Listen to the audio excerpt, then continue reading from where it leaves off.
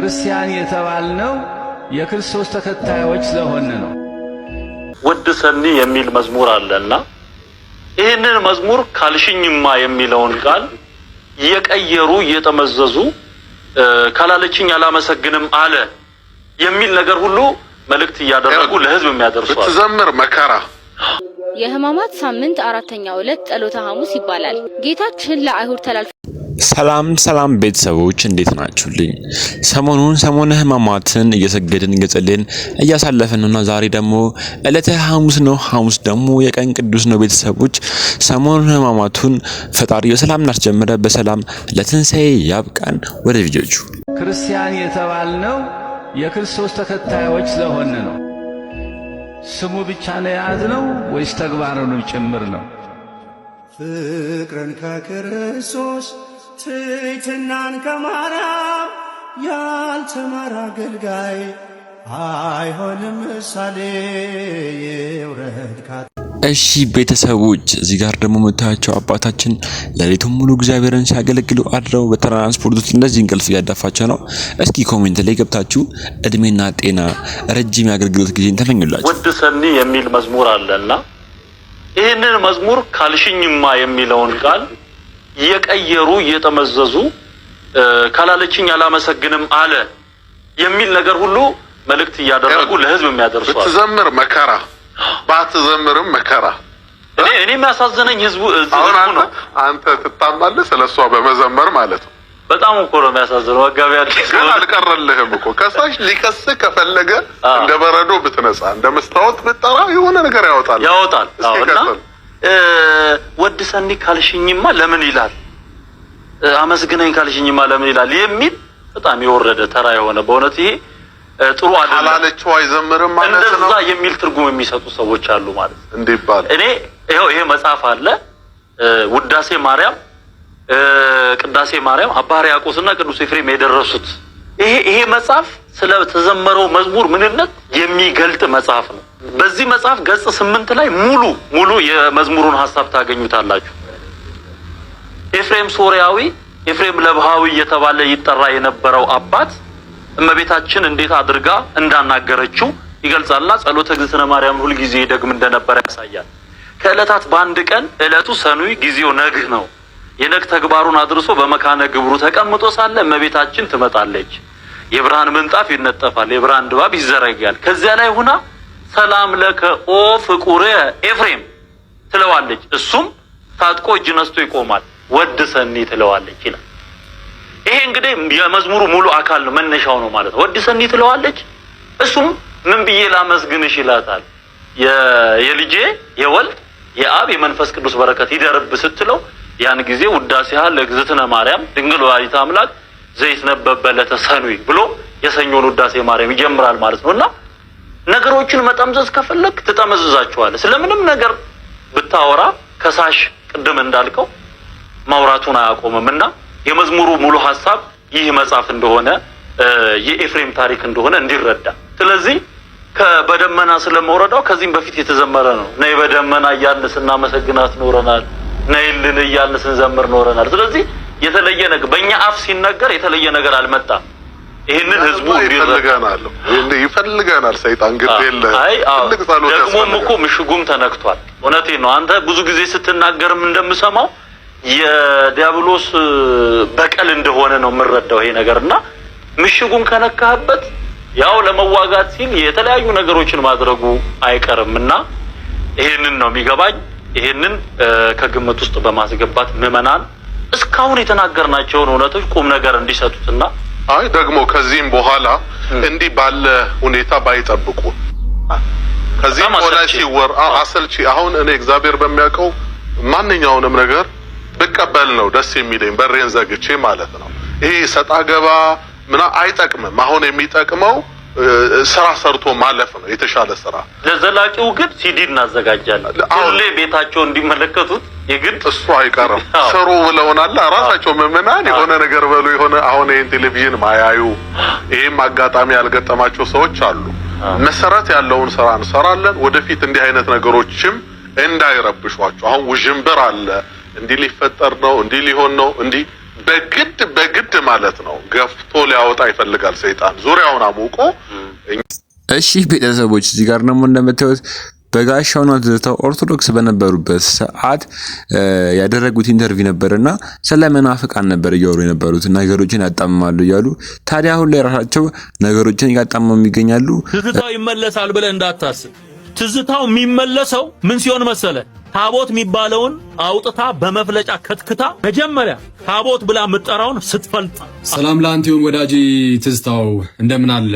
ደህና እንዳሉን ክያየው ነው። ለማንኛውም አሁን በተናገርከው ነገር ብቻ ራሱ እንደው ስሙን በአንደበት ለመጥራት ብትደፍርም ብትሞክርም ምን ያህል ለክርስቶስ ጠላቱ እንደሆንክ ጸረ ክርስቶስ እንደሆንክ ላሳየው ይችላል ከመጽሐፍ ቅዱስ። ፍቀድልኝ ወዳጃችን፣ ምንድነው ያልከን? ታቦት የሚለው ይፈለጥ አልክ።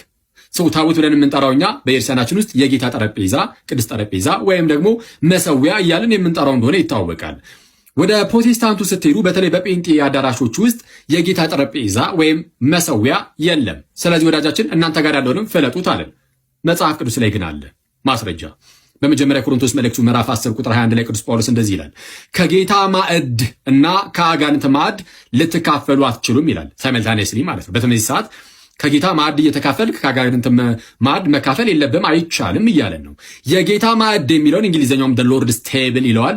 የጌታ ጠረጴዛ ማለት ነው። ይህም ቅዱስ ቁርባን የሚሰናዳበት ማለት ነው። ማዕድ የሚለው እዚህ ጋር ማስረጃ ልስጥ ለቃሉ። ኦኬ ተቀበል። የመጽሐፍ ቅዱስ መዝገበ ቃላት ያውን በማን የተዘጋጀ? በመጽሐፍ ቅዱስ ማህበር። የመጽሐፍ ቅዱስ ማህበር የራሳቸው የፕሮቴስታንቶችም ጭምር ነው። ሰው ገጽ 54 ላይ እንዲህ ይላል። ስክሪን ላይ ተመልከቱ። ማዕድ ይልና የምግብ ጠረጴዛ ካለ በኋላ ዝቅ ብሎ ማርክ ያረኩበትን እዩ። ቅዱስ ቁርባን የሚሰናዳበት የጌታ ማዕድ ይባላል ይልና የቱን ነው የሚጠቅሰው? አሁን የጠቀስንላችሁን አንደኛ ቆሮንቶስ ምዕራፍ 10 ቁጥር 21። ወዳጃችን ግን ምን ይላል? የጌታን ጠረጴዛ ሰንጥቁ ፍለጡ ብሎ ሲናገር እናያለን። ከዛ በኋላ የተነሱ የቤርሳን አባቶቻችንም ስለ መሰዊያው ስለ ጌታ ጠረጴዛ ብዙ የተናገሩት ነገር አለ። እንደነ ቅዱስ አግናጢዮስ ከራሱ ከቅዱስ ዮሐንስ ወንጌላዊ የተማረው ቅዱስ አግናጢዮስ አንድ መሰዊያ እያለ ይናገራል። ቅዱስ ዮሐንስ አፈወርቅ ደግሞ ዮሐንስ ወንጌልን በተረጎመበት ሆሚሊ ወይም ስብከቱ ላይ እንዲህ ብሎ ይናገራል። ዮሐንስ ወንጌል ምዕራፍ 6 ላይ ጌታችን ስለ ስጋው ደሙ ያስተማረበትን ይዝና ስለ ጌታ ስጋና ደም እያስተማረ 46ኛው ሆሚሊ ላይ እንዲህ ይላል። ስክሪናችሁን ተመልከቱ፣ አብረን እናንብብ። Let us then return from that table like lions breathing fire, having become terrible to the devil ብሎ ይናገራል። ሰው ምን ብሎ ይናገራል? እንግዲህ ከዛ ጠረጴዛ እንመለስ ይላል። በምን መልኩ? እሳትን እንደሚተነፍሱ እንደሚያጋሱ አንበሶች ለሰይጣን አስፈሪ ሆነን ከዛች ጠረጴዛ እንመለስ ይላል ቅዱስ ዮሐንስ አፈወርቅ። በነገራችን ላይ ክርስቲያኖች እንደምነቶቼ ወደ ቅዱስ ቁርባን ተጠግተን ከቅዱስ ቁርባን ተካፍለን ማለት ነው ስንመለስ ምንም እንኳን ለስጋይን እንደዚህ የምንታይ ብንሆንም ለሰይጣን ግን የምንታየው ልክ እሳትን እንደሚተነፍሱ አንበሶች የምናስፈራ ሆነን የምንወጣው ሰው ከቅዱስ ቁርባን አንራቅ። የሰይጣን ልጅ ግን ምን ይላል? ይህንን የጌታን ጠረጴዛ እንፍለጠው ይላል። ወዳጄ አንተ ወደ ክርስቲያን ብትመለስ ለቤተ ክርስቲያን ጥቅሟ አንድ ብቻ ነው፣ ይህም ደስታዋ ነው። ለቤተ ክርስቲያን አሁንም አንተ ብትመለስ ደስታችን ነው። ግን አንተ በመመለስ ሌላ የምትጨምርልን ነገር የለም። ለራስ ስትል ግን ፕሊስ ንቃ። ሳታስበው የክርስቶስ ጠላት ሆነ ተቀምጠሃልና ይቆየን። እሺ ፋሚሊዎች እንደሰማችሁት ነው። አቂለ ትዝታው ትክክለኛ መልሶችን በማስረጃ እያቀረበ ከመጽሐፍ ቅዱስ ላይ ያጣቀሰ ሲነግረው ሰምታችኋል።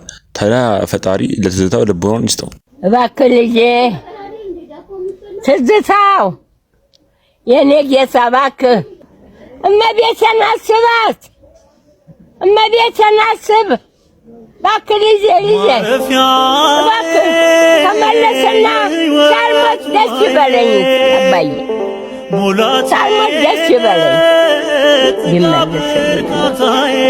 ይመለስልኝ እመቤቴ ዘክራታለሁ። ዳቦ ይህንን የሚጠጣውን ነገር አዘጋጅልኝ ብዬ ማህያ አዘጋጅልኛል። የተጠምቀ መድንና በሰፊው ነው የምዘክራት። እሱም ብቻ ታምጣልኝ። የዛ ሰርጉ ቤት ገብታ ያን ወይን አልቆበት ሰውየው ፊቱ አሸቦ መስሎ ጠጁን ያስሞላችልን ነው። እሱንም ብታመጣው መዝሙርማ ሞልቶኛል። እሷ ልመልሳለኝ እንጂ እማሆይ ብዙ ጊዜ በተደጋጋሚ እንዲመለስ ትዝታው ወደ ኦርቶዶክስ ሃይማኖት እየጠየቁት ነበር። እሱ ግን በምላሹ አልመለስም ብሏቸዋል። ግን እማሆይ በጣም ነው የሚወዱት ትዝታው። ምን ነው ተስፋ ትቆርጣለህ? ምን ነው ትደክማለህ? ምን ነው በሲባጎ ትታነቃለህ? ምን ነው በረሃ ለበረሃ ትንከራተታለህ? ምን ነው ሱስ ውስጥ ትገባለህ? አባት እያለ አባት እንደሌለው፣ ተመልካች እያለ ተመልካች እንደሌለው፣ ብርቱ ክንድ እያለ ደጋፊ እንደሌለው ለምን ትቅበዘበዛለህ? ኃያሉ እያለ ድካም ለምን ይሰማል? እንደዚህ እንኳን ብትሆኑ መጋቢ አላችሁ፣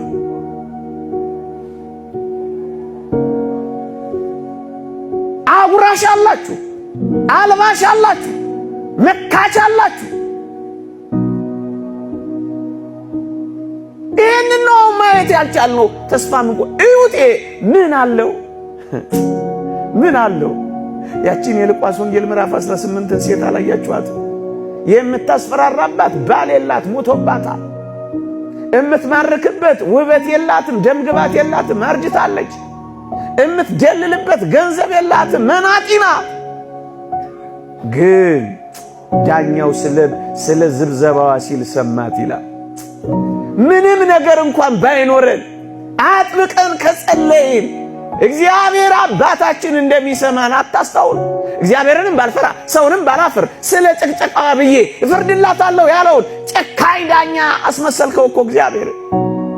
ብርቱ ጸሎት፣ ጥብቅ ሱባኤ፣ የእውነት ደጅ ጥናት አለን። ዝም ብሎ ጭንቀት ብቻ፣ መታወክ ብቻ፣ ማሰብ ብቻ፣ መናወዝ ብቻ፣ አቅልን መሳት ብቻ፣ መድኃኒት መዋጥ ብቻ፣ የጎደለንን ነገር መቁጠር ብቻ። ምንም እንኳን ባይኖር ይሄው የተስፋ አይደል? ብንጸልይ የምናገኝበት ተስፋ እኮ ነው። የተስፋ እግር ባይኖረን፣ አይን ባይኖረን፣ የምንበርበት ክንፍ እንኳን ባይኖረን ለካ መጋቢ አለን። ተስፋ አትቁረጡ ወጣቶች። ቢቆረጥ በእግዚአብሔር ተስፋ ይቆረጣል። ይሄን ሁሉ ቃል ኪዳን ገብቶልን አይታመንም እግዚአብሔር። እሺ ቤተሰቦች፣ እዚህ ጋር ደግሞ እንደሰማችሁት መምህር ኢዮብ ብዙ ጊዜ ለኛ ለወጣቶች የሚሆን ትምህርቶችን ነው የሚያስተምረውና መድኃኔዓለም እድሜና ጤና ይስጥልን፣ የአገልግሎት ዘመኑን ይባርክልን፣ የተማርነውን ትምህርት በልባችን ያስቀርልን። ወደ ኔክስት ቤተክርስቲያን ስትሄድ አትሰቀቅም። ምንም ሆነ ሂድ፣ ሌባሁን፣ አመንዝራሁን፣ ነፍሰ ገዳይሁን፣ ቀማኛሁን፣ ምን ሁን፣ ወደ ክርስቶስ ቤት ስትመጣ ሊፈረድብህ አትመጣም። ሊምርህ ነው ያመጣ። የልብ መድኃኒት ለኩላሊት አይሆንም። ለኩላሊት የሚሆነው ለጨጓራ ይታዘዛል። እሺ ቤተሰቦች፣ አባ ገብረ ኪዳንም ብዙ ጊዜ የሚያስተምሩተኛ ወጣቶችን ነውና ብዙ ጊዜ አልባሌ ቦታዎች ላይ ቆይተን ቤተክርስቲያን እንዴት ነው የምንሄደው ብለን እናስባለን። ግን የተደበቀው ሚስጥራችን የሚያውቀው መድኃኔዓለም ኃጢአታችንን ይቅር ብለን ደጁ ቀርበን ይቅር ብለን መጸለዩ ነው የሚያዋጣንና ወደ ደጁ እንመለስ ቤተሰቦች። ወደ ኔክስት ቪዲዮ። እሺ ቤተሰቦች፣ እንደ አባ ገብረ ኪዳን፣ እንደ መምህር ኢዮብ፣ እንደ መምህር ምህረተአብ አሰፋ ያሉ መምህሮችን መድኃኔዓለም ያብዛል። ታዲያ በቀጣይ ትምህርት የሚያስጨብጡና ቁም ነገር የሚያስይዙ ቪዲዮዎች እስክንገናኝ ድረስ ይህንን ቻናል ላይክ እና ሰብስክራይብ ማድረጋችሁን አትርሱ። ይመቻችሁ። ባይ ባይ።